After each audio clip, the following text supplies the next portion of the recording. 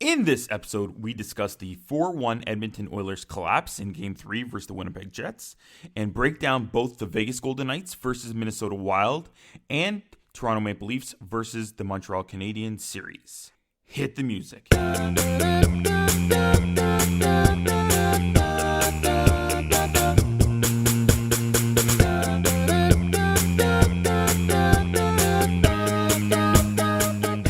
Welcome to Jablam Sports Hockey, folks. I'm your host, Peter Jaronov, and the mic is always on. You can find me on Twitter at Russia98. You can find the full show at Jablam Sports. If you have any questions or comments, please tweet us. Use the hashtag Jablam Sports. That's JABLAM Sports. Please subscribe to us if you haven't done so yet, and click on the three dots in your podcasting app. Share our show with three hockey fans you know. Thank you, everyone. Remember, check out our website, go to jablamsports.com, see all our podcasts, and even game notes for each episode. You'll get links to all the things we mentioned on this show, including guests. For our podcasts, click on podcasts, and then hockey on this show specifically right on our website.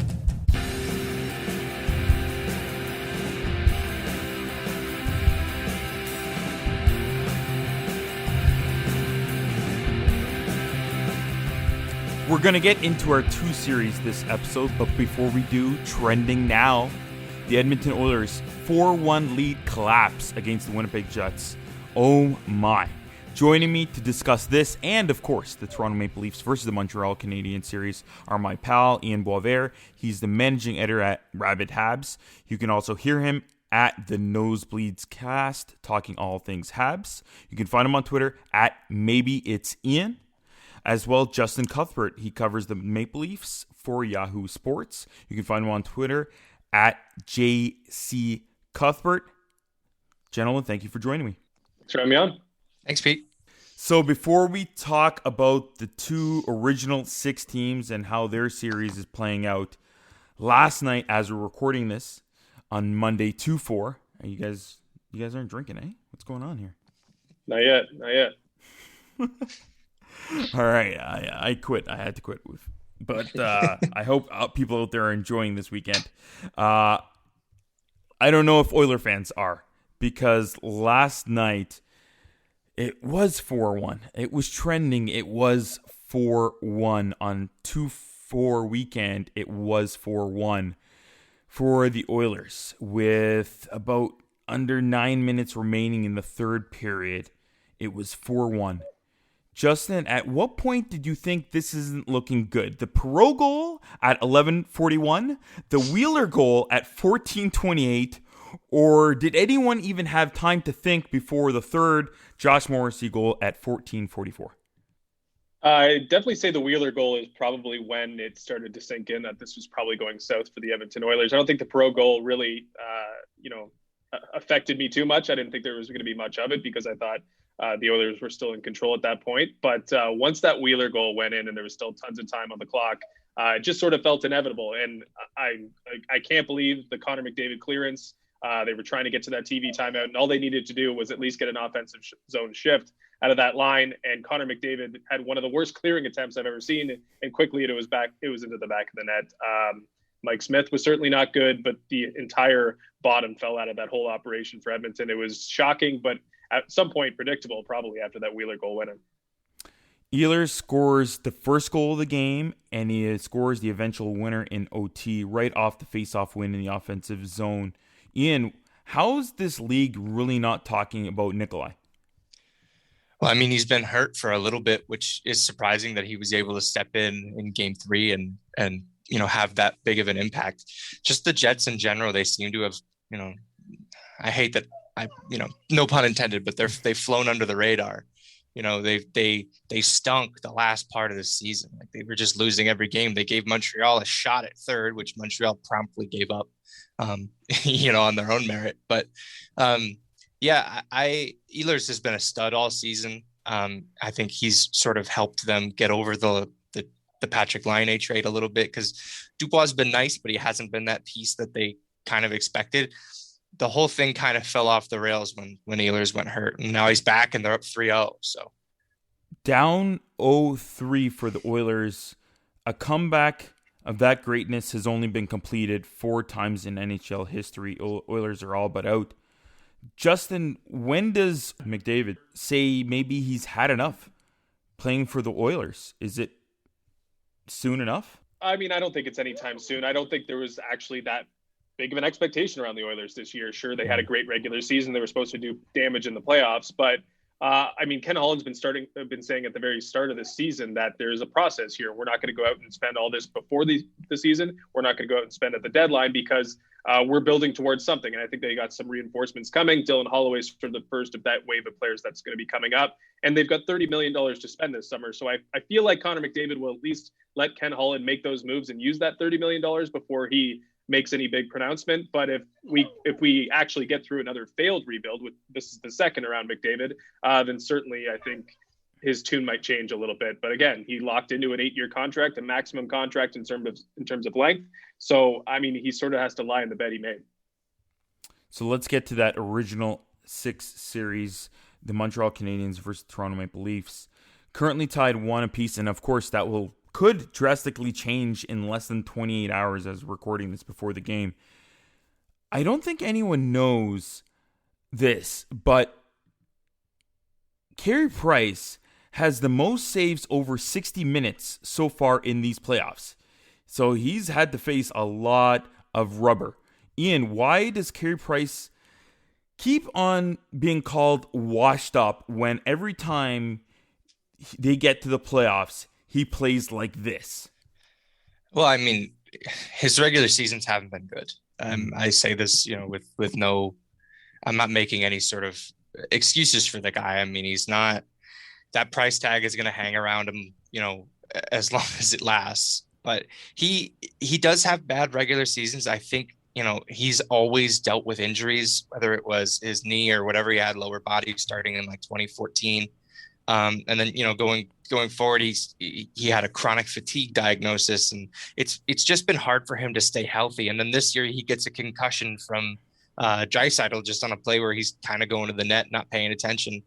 I mean, I get it. As a Canadiens fan, like, we understand that this sort of thing is going to hang around Carey Price for as long as he's here, because he'll never play up to that 10, over $10 million contract. But the playoffs are a different animal. He knows that. He got to rest going into it, which we know is, rest weaponizes Carey Price. We saw it last year in the bubble. This year he had a bunch of games off. He went down, played a game for the Laval Rocket, which looked kind of funny. Him and Brendan Gallagher had a tune-up game from their respective injuries. But, when he gets into these, it's playoffs, whether it's the NHL playoffs, whether it's the Olympic team where he's playing with, one of the greatest teams the planet can assemble. He does find another gear. So I'm not saying discount the regular season entirely, but he's a different player when it gets, into the later spring months. And why is it? Like, what flips the script? You mentioned the rest. Is there anything else? It's just he's that game ready, and it's the playoffs, and it's all in? I honestly don't know. I think, a lot of fans, we kind of see goaltending as voodoo. We're not super, there's not a lot of, publicly available analytics on goaltending. Some of it's making its way out. The NHL does a pretty bad job of representing NHL stats for goaltenders. But I think there's just, it's the same reason why every year when they do these player polls and they ask, who's the most intimidating goalie in the league, they still answer Carey Price, despite the fact that his numbers haven't supported that forever. There's just sort of an aura around him. The same goes for like Shea Weber, who his prime is well past him. He doesn't look like the same player, and yet guys are still intimidated by him, and they still find him to be a general threat when he's on the ice. If you ask a lot of Canadiens fans, they'll say he's a general threat to his own team when he's on the ice. On the other end of the ice is Jack Campbell, and he's got a .943 save percentage after 2 games. Fantastic, just as well. Campbell's really improved his game and his focus this year. How has he done so, Justin? Yeah, I mean, it's pretty remarkable, his story. I mean, he showed that he could be a quality backup netminder in the latter half of last year, but expecting him to push for the number 1 job, or even having to pick up, due to injury, an entire catalog of games was something that I don't think anyone, aside from maybe the Leafs management, saw. But he's certainly, I mean, there has been some signs of progression. He obviously had a tough start to his career, but he put up numbers at every level and every mode of responsibility until he reached where he is right now with the Maple Leafs. And I think when you see that and you see the steadiness to which he continues to provide good results, I feel like that's something that the Maple Leafs felt comfortable in. And then he proved it himself by playing so well during the regular season. I think the best thing about this for the Leafs is that he hasn't been the story. I mean, at some point he's going to become the story where he's either going to have to save a game, or we saw a minor hiccup in the regular season where he had a couple, 2 or 3 really bad starts in a row. And we thought, okay, this is where the wheels fall off. But to this point, if he's not the story, it's the best thing for the Maple Leafs, who can let everybody else, dominate the headlines. I think they're very comfortable with him in net. I think they're very comfortable with him not having to be the guy that rescues them from game to game, shift to shift, and potentially series to series. In terms of giving me a percentage or anything more, if he were to be that person and he would have to be that savior, what are the chances he can be that savior for the Leafs in those important type of games? Yeah, I mean, I don't know if he can do it like, say, Connor Hellebuyck has done for the Winnipeg Jets, where he can basically challenge 2 of the best players of the world and a reasonably, elite team. But based on what we saw in the regular season, I think they were on pace for about 106 points if you go across 82. But I think he can be that stud. And I don't think he can do what Carey Price does, where he can just flip a switch and decide to be one of the very best players or goaltenders in the world. I think they're just counting on him to be an above average goaltender. And if they count on him to do anything more than that, then they're probably asking too much. I don't know where this leaves them next season. I don't think they'll be spending $5 million on Freddie Anderson, but I definitely think we could see a 1A, 1B with Jack Campbell being the 1A because they believe in him. And he hasn't shown them anything to suggest that he can't do that. Is he going to be Connor Hellebuyck? Is he going to get to that level? I don't think so, but I think he can provide slightly above average results. And if you're the Toronto Maple Leafs, the way that they're built, that might be good enough. I don't think anyone really thought this was going to be a goaltending series, but it is so far. Coach Dominique Ducharme, he's been leaning on his vets so far. No Romanov, no Kotkaniemi in game 1, and he looked good in game 2. And it looks like tonight Cole Caulfield is coming into game 3. Ian, why has he been kind of reluctant to play these talented young players? I think it's just the mentality that the Canadiens have had coming into the playoffs, as much as, and it's been frustrating for fans, no question, because we, last year in the bubble, we saw Kotkaniemi and Suzuki come out and put on a show and really show the Canadiens, we're the future. If, you can build behind us. And Marc Bergevin did that. He added in the offseason to support those players. And then we get to this season and it's been frustrating because, we get to the playoffs and Kotkaniemi's in the press box. Caulfield's not playing. Romanov's not playing. I think Ducharme he's very inexperienced at this level. His only NHL experience was also behind the Canadiens bench as an assistant coach. It's odd that he hasn't trusted the young guys so much, just due to his most recent pedigree is he's been, coaching junior, whether it's coaching in the Q or his work with Canada's World Junior team. I think injuries have forced his hand a little bit. Evans is out. So Kotkaniemi was going to come in anyway. He's a little banged up, and now it looks like Stahl is a little banged up. So they're going to shift Paul Byron to center. He can play some center, but it looked like for a minute Tatar wasn't going to play, and people have been looking at that and saying, well, Tatar hasn't been playing all that well. He's a little injured too. I think all this comes down to is whoever's healthiest and whoever's going to give him the best chance to win a game is going to get in the lineup. And game 3, it looks like that's going to be Cole Caulfield. Do you see at all Alexander Romanov coming into this series? Or is it maybe if they're on the verge of losing it, then he might play? Yeah, it's odd. He didn't sit a whole lot this season. Mm-hmm. And they said last year in the bubble, I know that's a long time ago now, but they said, if the NHL would have allowed Romanov to play, he would have played. They thought he was ready to go. It's just they burned a year of that deal because they wanted him to experience the bubble. And then this year he can actually get into the playoffs and he's not going to make it. I think he'll get in eventually. I feel like John Merrill and Brett Kulak are kind of, they're kind of the same dude. Mm-hmm.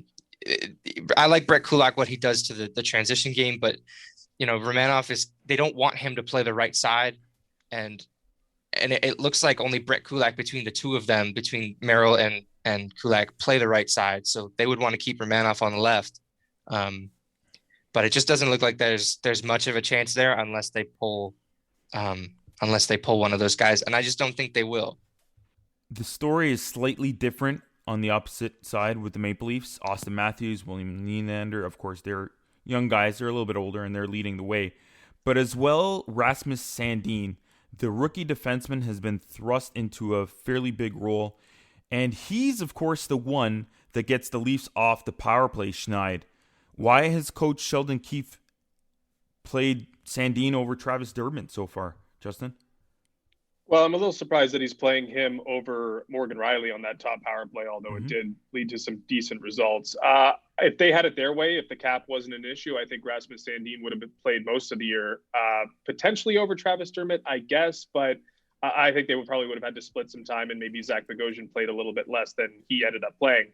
But I think for the most part, it's just the salary cap that kept Rasmus Sandin from playing a big role for the Leafs during the regular season. And now that the cap doesn't mean anything because we're in the playoffs, they're just choosing their best lineup. And I think their best lineup always included Rasmus Sandin over Travis Dermott. It's not really a surprise that he's had such a good start to the playoffs because we've seen that from him. When he did get a chance to come in 2 seasons ago, he was playing extremely well, and he did hit like a little bit of a rookie wall, but you expect him to overcome that a couple of years later. And though he hasn't played much, he had to deal obviously with a long layoff and not getting, the type of season that you need a top prospect to have. They have immense confidence in him inside the organization. And that shows by playing him over Dermott, which isn't like a huge, it isn't like a huge leap of faith to put that into Rasmus Sandin because Travis Dermott has had his struggles and he's sort of replacement level, it seems like, at this point in his career. But maybe how quickly Sandin and Bogosian have gelled and how quickly Rasmus Sandin has taken over that power play with the responsibility of taking it from a guy like Morgan Rielly, who is at the very foundation of this team. So it just shows his character, shows the confidence he has as a young player to take this role on. And it shows that, the Maple Leafs did the right thing by adding a player like Zach Bogosian as depth when that was sort of a move that was questioned at the time. But I think they form a pretty good and strike a pretty good pair with the rookie talent that he has, or not quite rookie, but a young player and a veteran like Bogosian who can help settle him in. And I think he's done that. Okay, I guess I'm going to start the debate right now. Is Sandin better than Romanov? As the lineups suggest, Justin, what do you think? Is right now Sandin has the early lead? Just because you're playing doesn't necessarily mean that you're better than the other. Honestly, I don't know enough about Romanov to make a proclamation, and I don't know if I've seen enough from Rasmus Sandin to feel comfortable either way. I just know that Rasmus Sandin belongs in the top 6 in Toronto. And I'm probably, if I'm being honest, I think Alexander Romanov belongs in the top 6 in Montreal, but maybe the priorities are just slightly different. Ian? Yeah, I haven't gotten a good, it's like the opposite. I haven't gotten a good look at Sandin. I liked what I saw from him. If I was a Leafs fan in Game 2, he looks good. It's become a point in time in this league where it's a real talent to be able to get the puck to the net from the point. His shot made it all the way through all that traffic. As far as what Romanov brings is he's very raw still. He makes a lot of odd jumps in the defensive zone, but he plays with a physical edge, which I thought would have benefited his game or his case headed into the playoffs. He's only got the 1 goal on the year, and it was in like the first week on Koskinen in Edmonton, so it's almost not even worth talking about. But I like the way he skates. He brings a lot of stuff that a lot of the defensemen on the Canadiens can't bring, which is mobility. They have about, I think, 3 defensemen who can skate really well, and one of them is him, and he's in the press box. I don't know what this season means to him, as far as his development. It's so hard to take anything out of this season, considering the divisions are odd, the compressed nature of the schedule. The Canadiens had a COVID scare at some point this season. Like it's a weird year to try to value where prospects are at. But I do think the Canadiens see him as a valuable part of their team moving forward, and maybe a top 4 defenseman at some point. So you're thinking in his prime, Romanov is a top 4? I think so. I think he could probably eat top 4 minutes, play power play and penalty. I think he was penalty killing. They weren't using him a ton on the power play, but they've got Shea Weber and Jeff Petrie who take up most of the time defensively on the power play. All right, you're giving me something to work with. Thank you, Justin. With Sandin, do you see him maybe potentially being a top 2 pairing on the Leafs in the future? Well, if that's how we're grading it, I definitely think Rasmus Sandin is going to be a top 4 defenseman, and probably the guy that plays with TJ Brody. Maybe not next year, but maybe 2 years down the line as a, I wouldn't say a dominant top pairing by any means, but the sort of top pairing that Sheldon Keefe and Kyle Dubas envision, in which one guy can move the puck, skate, and basically facilitate offense really well, and the other guy can just basically be a ghost out there, but a ghost that shuts down odd man rushes with regularity. So I definitely think that's the ceiling for Rasmus Sandin. Maybe not a top pairing defenseman in the next year or two, but definitely top 4, and a guy that they're going to be having lead their defense basically in the future, I think, moving forward. Fan favorite early on, I would think. Josh Anderson, he's been a good addition to the Canadiens roster. He looks like he's built for the playoffs. Do we continue to see him chip in goals in this series, Ian? I mean, if he can find the space, he found the space in game 1. The Canadiens use a pretty effective way of stretching out the offense, getting moving north-south really, really quickly, which I think benefits a player like Josh Anderson, who, when he gets his legs moving in the neutral zone, it is going to be very difficult to stop him. Injury is always a concern for him. He has a history of injuries. And I mean, sometimes I watch him go to finish a hit into the boards and I think he's going to take the worst of it. Like he puts every ounce of his body into every single collision. If the Canadiens are going to find success, it's going to be from a guy like that. He is a playoff type player. He's the kind of guy who goes to the net hard, and he's got a pretty decent shot for a guy that we don't really think of having a good shot. We just kind of think of him as this power forward who's going to go to the net and deflect some pucks in, but he can rip it like we saw in game 1. He put it off the post and in. Justin, we know the Leafs have their top core, but I think they're going to still need some secondary scoring if they want to advance. Who will they find that from? Yeah, I mean, I think that's a big question. I think William Nylander is suddenly a little bit on an island on that second line with Alex Galchenyuk and Nick Foligno. And Nick Foligno, we don't even know if he's fully healthy right now, as he missed the morning skate. But I think a lot of it does hinge on William Nylander and what he's able to accomplish. He will get some more time on top looks on the power play. And although he hasn't been playing that role, they tried to balance it out a little bit more. But I don't know if we consider him a secondary scorer. So I'll go with Jason Spezza. I mean, this is a guy, in terms of 5-on-5 production, is right up there at the top of the league in terms of the amount of ice time he gets and the production that he manages within it. He's, again, a little bit out there on an island with Joe Thornton and Wayne Simmons, who are two guys who cannot produce with any regularity offensively at this point in their careers, it seems like.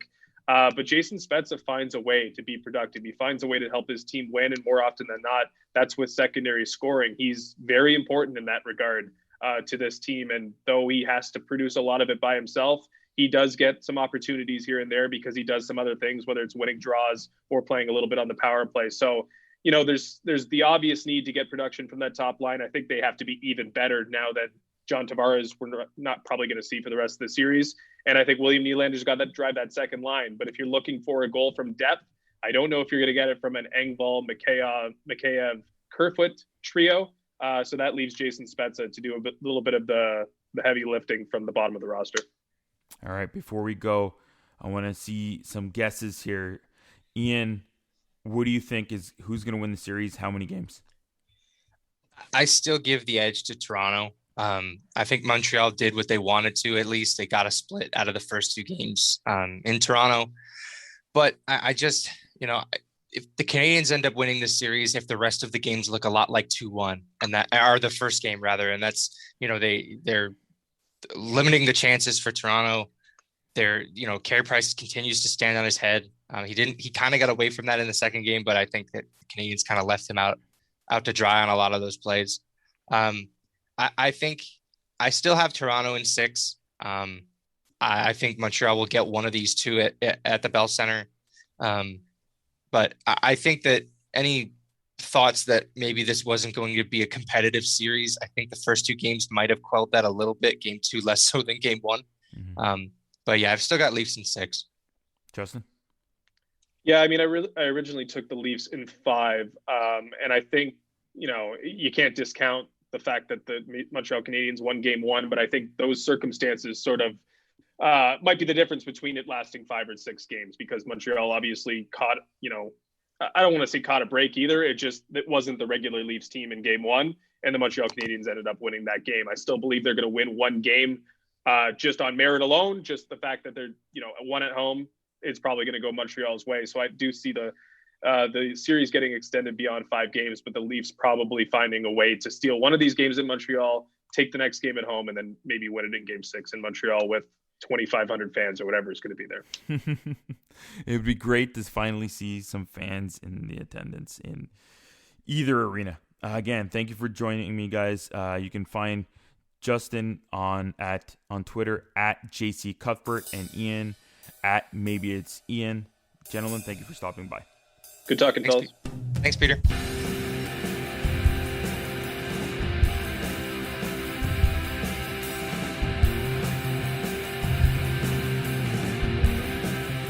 So let's discuss the Vegas Golden Knights and Minnesota series. Joining me to talk about this Western series and to see who faces the Colorado Avalanche is Jessi Pierce. You can find her on the Bardown's Beauty podcast, and you may have seen her work as well on the Minnesota Hockey Journal and NHL.com. You can catch her on Twitter at Jessi, JESSI_Pierce, PIERCE. Jessi, welcome back to the show. Thanks for having me back. I wish it was under better circumstances where the Minnesota Wild aren't facing an elimination game, but here we are. Yep, yes they are. So as people are listening to it, hey, maybe the series is completed, maybe the series is still going on, but we're recording this before the game tonight. Number one, man, like I know he's had a great year and he's resurrected his career, but Marc-Andre Fleury has looked even more fantastic. .966 save percentage, .99 goals against average. Wow, it's insane. And nobody expected Minnesota to deal with Vegas so well, but I think they've done very well, except for Fleury playing this outstanding. I mean, absolutely. They've had the grade A opportunities. They're just having a heck of a time getting anything past them. I mean, usually you look at the Minnesota Wild or you think of the Minnesota Wild and you don't think of them as an offensive team. But this year's team is a very offensive dominant team. And I mean, they're putting 30 shots on net, 32 shots on net, and they're good quality chances. There are a couple of rebounds that you wish that the Minnesota Wild could get to. Credit to the Vegas defense for keeping them out and away from Fleury. But I mean, yeah, Marc-Andre just absolutely phenomenal. I mean, some of the saves that he's making too are complete highlight reels. He's stopping Kirill Kaprizov with literally a finger as he dives backwards for a 36-year-old. That's pretty darn impressive. Yeah, I mean, that's definitely the biggest difference maker in the series and why they are where they are. But he's no slouch on the other side. Cam Talbot, .921 save percentage, .252 goals against average. He's done a terrific job as well in Forest Green. Why has been so focused and so sharp, Jessi? I mean, that's a great question, especially because this year he struggled with a little bit of injury and it looked like the Minnesota Wild were going to have a really great dual tandem and no slight to Kaapo Kähkönen, who hasn't seen much time in a bit, but Cam Talbot came into the playoffs with the hot hand. I mean, some of the goals that he's let in, you can't really blame him. A couple of them have just been simple lapses in the defense or power play goals or what have you, or shorthanded breakaways. Mark Stone, you're killing me. No, but I mean, Cam Talbot, again, he knew that this was an opportunity this season to, as you said, resurrect his career a little bit and prove that his season in Calgary wasn't just kind of a one-off thing, that he still can compete at a high level. And he certainly has done that. I mean, I feel bad for him almost because you go back to game 1 where the Minnesota Wild won 1-0. He got the shutout. He made 35 saves, but the saves that Marc-Andre Fleury were making were absolutely unreal. So it overshadowed him a little bit, but Cam Talbot just as strong between the pipes for the Minnesota Wild too. before Game 4, the Wild have scored the first goal in every single game in this series. What do they have to do to compete for the full, 60 minutes to continue that trend, at least in the next few games, at least? I mean, I would love to know as well, because it's so infuriating to see that, especially you go back to Game 3 where that was just a fantastic period. You thought there was no way that this team was going to blow that lead, and they did, unfortunately. And this team has been very resilient. It's not the first time. This happened in the regular season too, where they were not able to put together the full 60. I mean, the silver lining might be that they don't roll over and die in the third period. I mean, they're still being just as aggressive and they're still trying, but I would love to see maybe some line juggling. Dean Evason has been very, very consistent, which consistency is great. And again, they had a very good, successful regular season, better than most ever thought that they would. But also, it's just something's not working, right? You're still not generating the momentum. Kevin Fiala is one of the players that's really putting up the shots. You can see his frustration. I mean, he's averaging 4 or 5 shots on net, good shots, but he kind of seems alone. So I think you need to switch up some of those lines, get some guys some help where they can. Kirill Kaprizov, you need to help him, find him some space. I mean, again, credit to Vegas for shutting him down so effectively, and you see what an impactful player he is. But I mean, if you can get some of those guys going, that would hopefully generate a full 60, because you cannot absolutely play just a 20 or 40-minute game against the Knights. This is a tough question. I know people in Minnesota love this man so much. He hasn't suited up for any of the games this series. What is the future with Minnesota's favorite, Zach Parise? He did get in Game 4 due to Marcus Johansson's injury. So it was nice to see him. And, a true professional post-game, he said the focus should be on the fact that we're down 3-1, not the fact that I got into the lineup. So he's been kind of very mum on everything, as you'd expect, right? Any player would be. He's not going to certainly hang out the organization to dry. But it's something that needs to be absolutely addressed in the offseason. I mean, he was healthy scratched, I think 4 or 5 of the final regular season games. And had Johansson not gotten hurt, I don't know that you would have seen him slot into the lineup, unfortunately. And again, he's a true Minnesotan. I think it's a very difficult situation. I think Zach Parise, for his entire career and kind of how he views himself, he's such a hard worker. I think he's really struggled with losing some of those minutes and getting taken off the power play and going down to the fourth line. I think you look at some super quote unquote superstars and, they can kind of adjust as they go along in their career, Patrick Marleau or a Matt Cullen or a David Backes, right? Where they're okay with filling in those roles. And I think Zach hasn't quite wrapped his head around that just yet. And so getting those fourth line minutes and getting taken off special teams, I think has been a big ego blow a little bit. So, and then naturally being a scratch, even larger. I thought he played really well in Game 4, though. I mean, I thought you saw Zach Parise, what you're going to get. I mean, he's the guy that you do want out there working the crease down low and getting those garbage goals. That's what he does. And that's how hard he works.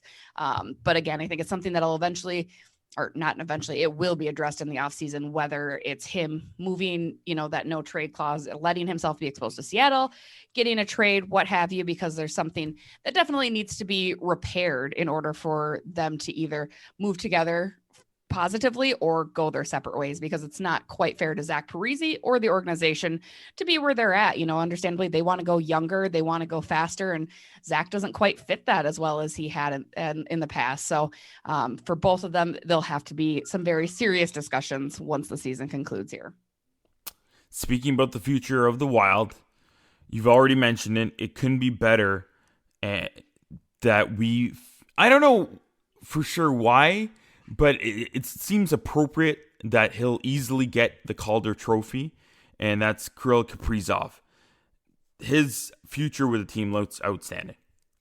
I mean, we hope so. It's kind of unreal that the Minnesota Wild have a player like this in Kirill Kaprizov. I mean, what he did in the regular season was tremendous. And in person, it's even more unreal. Like, it's just so exciting. The way he moves the puck, the way he cycles, the way he gets in there in the dirty areas too. I mean, he's really the all around player. It's just so fun to watch. And again, you don't think of fun and scoring and exciting in the Minnesota Wild in the same sentence, but Kirill Kaprizov has done that. And I think Absolutely. There's no question. Again, no slight to Jason Robertson. I know we love to poke fun and say, oh, ha, but Kirill Kaprizov really is kind of all of it. You look at the line mates that he's given compared to what Jason Robertson has been given, and it's night and day too. And for Kirill to excel and really lift this team up. I mean, again, I had mentioned it earlier. The reason the team is struggling is because he's struggling. You can't tiptoe around that. I mean, he is truly an impactful player. Once he gets going, he can help the other guys get going. And again, Vegas is doing what they need to do and shutting him down. And this is a true reminder that he is a rookie. He's having a tough time during the playoffs. This is his first Stanley Cup playoff. Sure, he played against men in the KHL and in the Olympics and big games, but this is a totally different animal. So he's so fun to watch. Obviously, there is a heavy discussion on how much you sign him for, how long you sign him for, what that looks like, again, under the cap. But you can bet Bill Guerin has that at the top of his list come the offseason. What's your guess? Do you think it's a bridge deal? Do you think it's a long-term? What do you think? I would have to think a long-term, especially because it's an expansion year too. And I mean, he's got so many different things to consider. I would hope long-term. It's funny. We had Bill Guerin on our podcast a couple weeks ago, and I told him, 8 years, 180 million. Can he make that work? Right. Let's just lock him up. And he laughed. And, I think it just a long-term would suit him. Granted, you do always have the concern of, will there be a sophomore slump? Is this sustainable? Can he keep this up? But I think Bill has his eyes on the future so heavily that he knows what's coming in, right? You've got a Matt Boldy coming in, Marco Rossi coming in, and you have high expectations for those. And you've got Joel Eriksson-Ek figuring his stuff out, Kevin Fiala figuring his stuff out. Excuse me. And all of that combined, it'd be silly to not sign Kaprizov long-term along with a couple of those other guys, because Eriksson-Ek also needs to get locked up in a deal, and Kevin Fiala as well. So some exciting things to look for in the future, especially if this season comes to an end a little bit earlier than Wild fans may have wanted. Let's put you on the spot right now. How many wins does Minnesota have left in them in this series? 0. I hate to say it. I mean, I think going back to Vegas down 3-1 was the absolute worst possible situation for Minnesota. And frankly, I mean, they've been so good at home, and they've really been in Vegas's head all season long, or actually since Vegas has been in existence. Minnesota Wild has bested them. And this was the matchup that the Wild wanted. They didn't want to face Colorado if they didn't have to in the first round. And Vegas came in timid. I think they were a little nervous. And I think now they're not. They're feeling it. They're reminded of the team they are. They finally got their scoring punch. Vegas has obviously struggled to score goals during their playoff series. They found that a little bit. And I think they're just really feeling it. Plus, they've got 11,000 fans in Vegas for Game 5. I mean, it's going to be really, really hard for Minnesota to eke it out. I mean, I would love to see it, but unfortunately, I just don't. I thought, Minnesota's progressively gotten worse in this series. Unfortunately, I think not necessarily that they've drifted away from what they did, but they've lost a little bit of fire. So unless they can find that tonight, I would have to say that they're kind of done. Man, they've been fun to watch this year. They've played fairly well against Vegas. I hope they can continue to try to push this series the distance. You can find her on Twitter at Jessi_Pierce. Thanks for stopping by, Jessi. Thank you for having me.